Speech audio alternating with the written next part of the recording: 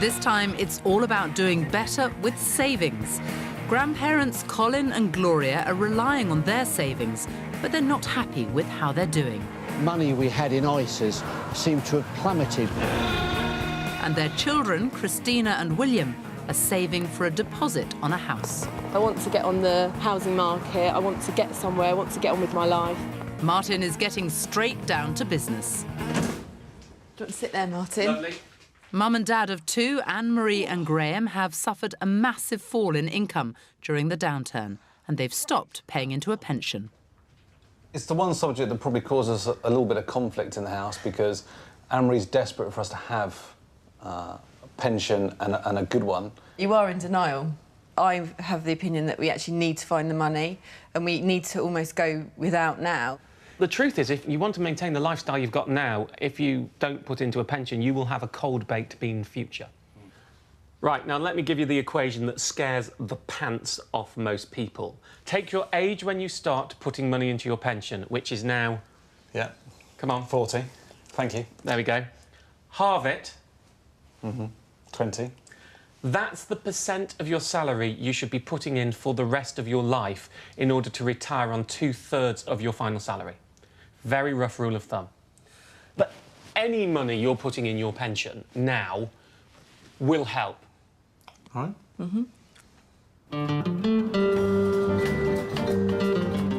While Graham and Anne-Marie wonder how they'll pay for their retirement, grandparents Colin and Gloria are already living off their pensions and savings. Martin wants them to ensure they're actively seeking the best rates. Just doing my numbers here, effectively, on the £79,000 of savings that you've got, you're currently earning less than 1% after tax on average. I'm sorry to say that's an awful rate. It's pitiful. If we were to move it into the very best account and we got the same amount of money, £2,580, which is just shy of £1,800 a year more. A year! So that's year after year if we do it right. I mean, we've more than trebled your interest. No. But I suspect over the last 10 years, looking at these figures, I would think it's, what, you've lost out on a good £10,000 to £15,000? I think you've given us a wake-up call, Martin. Good. Cheers. Cheers. Back at the house, their children, Christina and William, are checking on their savings. This one's better, but a bit more. They've been putting money away for a deposit on a house, but have they been putting it in the right kind of savings accounts? Now, one of the keys when it comes to savings is it's not just getting the best rate, it's what savings vehicle you use, where to start savings. So let's start with this one. First place is a cash ISA. Now, the key with the cash ISA, no tax on the interest. The problem with cash ISAs, though, is there is a limit. £5,100 per year. Where would you go next after the ISA? Regular saver. Perfect. God, you're brilliant. I have absolutely no idea about any of this stuff. I don't know what you're talking about. Once you've done that, the overspill level... Oh, I love doing it. A regular savings account. Now, these are special accounts that can pay really high rates of interest. The problem is there's only a certain amount of cash you can put in them. Once you've filled your cash ISA, you've filled your regular savings account, then all the overspill, everything that's coming in there needs to go in. It's brilliant, isn't it? Needs to go into normal savings accounts because there's no limit on those. Now, if you're wondering why I've got so many glasses, that's because saving safety means you're only protected up to £50,000 per person per financial institution. Hooray! Look at that. Fantastic. This family has saved thousands of pounds by following some simple steps. And it's a lesson for us all. No matter how hard the times are, we can usually make our money go further. And that's surely worth cracking open the fizz for. The budget variety, of course. Cheers. Cheers. Cheers. Martin Lewis is here now, together with Graham, Anne-Marie and Christina. So you saved yourself thousands of pounds there. Was it really as easy as it seemed? Yes. Whey! No, it was. With Martin's motivation and direction, it really is that easy. Well, he's good at that, isn't he? But the question is, will you go on doing it? Anne-Marie? Definitely. I mean, now we've made the changes, it's going to be easy for us to just keep keep with those. So yeah, definitely. I need so to pick up simple. on that. Have you actually made the changes? Because I remember I came on 3 weeks and a couple of times I asked you things. Can I give them a quick Go test? ahead. Do you mind? All right. It was £430 a year from memory, switching gas and electricity. Did you actually do it? Yes. Yes. Fantastic. Cashback credit card?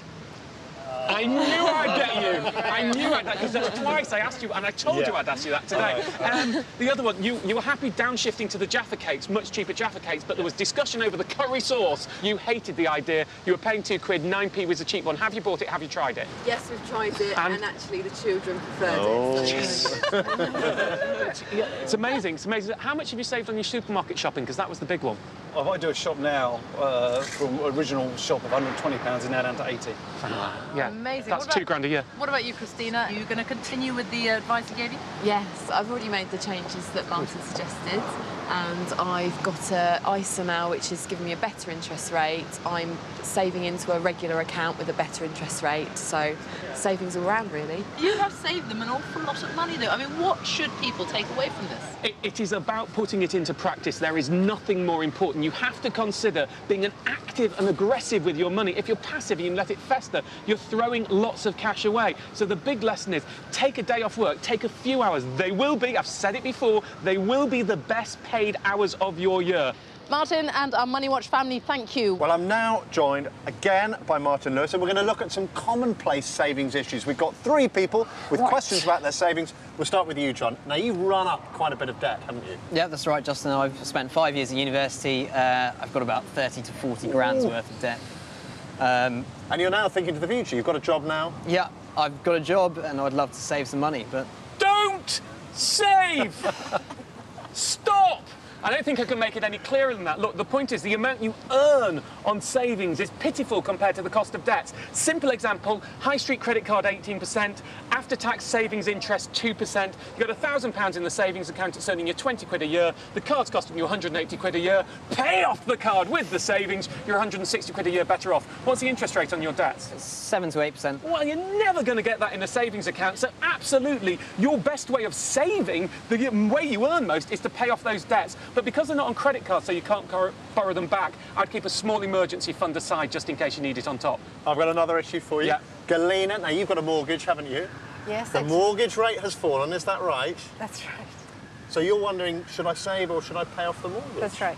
It's a very similar dilemma to what we had before, except the rates are more subtle. The golden rule here is if the after-tax rate on your savings is lower than the interest on your mortgage, then financially you are better off repaying the mortgage. But there's a couple of big buts. One, will you have penalties if you overpay the mortgage? If you will have penalties, well, it's very rarely worth doing. And 2, you must always have an emergency fund, because if you weren't able to repay the mortgage in future, the fact you'd overpaid wouldn't protect you. You would still go into arrears. It could be a big problem. OK, one last issue Right. for you. This one's a bit more straightforward. Let's see Okay. how you get on with this. Julie, you're in the happy position of having savings. You want to know whether they're safe, is that right? How do I know my savings are going to be safe? Well, this is the golden rule. You are protected in a UK regulated savings account up to £50,000 per person per financial institution. What is a financial institution? Get ready for this, it's complicated. Halifax Bank of Scotland, sister banks are one financial institution, so money in there is one lot of £50,000. Royal Bank of Scotland, NatWest, also sister banks, 2 separate financial institutions. You get £50,000 in each. It's all about their licence conditions, so you really have to dig into it to find out whether you're protected. It's not as easy and as obvious as it seems, but spread your money in £50,000 pots and you'll be fine. Brilliant, thank you very much indeed. Thanks, everybody. Well, that's nearly all we've got time for. Before we go, one final thought for the future from our experts. We've heard a lot over the last 3 weeks about how to survive tough times. So what is the key way to protect family finances over the next year? Martin, final word from you? Well, structurally think about your money. Do a budget, see if you're spending more than you earn or the other way around. Then pain-free savings, every single thing you spend money on, see if you can save. And finally, if you still need to save more, start cutting back. Be disciplined, be aggressive, and you can save thousands. Thank you to all of you.